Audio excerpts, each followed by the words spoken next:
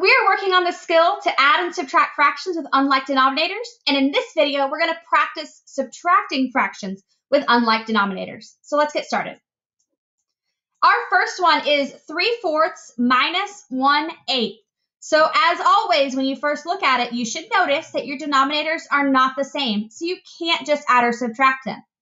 We need to find our least common multiple. We need to find our common denominator by finding our least common multiple. I like to use the T-chart method. So I've got 4 and 8. Now, most of you are probably already saying in your head, Miss Wilson, it's 8. Quit doing this. I hear you. I know it's 8, but not everybody realizes that. So we're going to show a T-chart every time. So our least common multiple, oh, I wrote that wrong. I'm sure you caught that. There we go. Our least common multiple is 8, so our common denominator is going to be 8.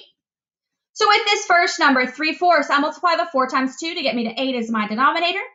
So I'm going to multiply the 3 times 2 to get me to 6 as my numerator. Minus 1/8. You can bring it straight down because the denominator is already 8.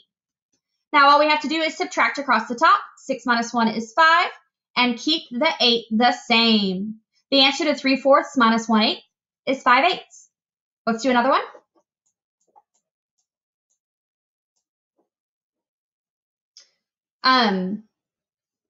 1/4 minus 1/7. We're going to use our T-chart method again, although I think it might just be 4 times 7. Let's check. We've got our 4 and our 7. Remember, we're finding our common denominator. 4, 8, 4 times 3 is 12, 4 times 4 is 16, 4 times 5 is 20, 24, 28. So let's check that. 7, 14, 21, 28. Yep, our least common denominator is 28, which we would have found just by multiplying the two denominators together. Sometimes that does work better. Our denominator is 28. In order to get from 4 to 28, I multiply by 7. So I need to multiply the 1 by 7 as well. We are subtracting. In order to get to 28 from the 7, I had to multiply by 4. So I'm going to multiply my numerator by 4 as well. I've got 4 over 28. So 7 over 28 minus 4 over 28, we're going to subtract across the top. And then bring that 28 over. My answer is 3/28. Let's do one more together before it's time to practice. 9/10 minus 1/4. So a little trick here. Every time you've got a 10 as a denominator, you might as well just multiply the two denominators together. Our common denominator is going to be 40. So I got from 10 to 40 by multiplying by 4.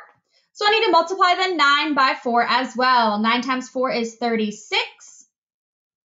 I got from 4 to 40 by multiplying by 10. So I need to multiply my 1 by 10 as well. 10 over 40.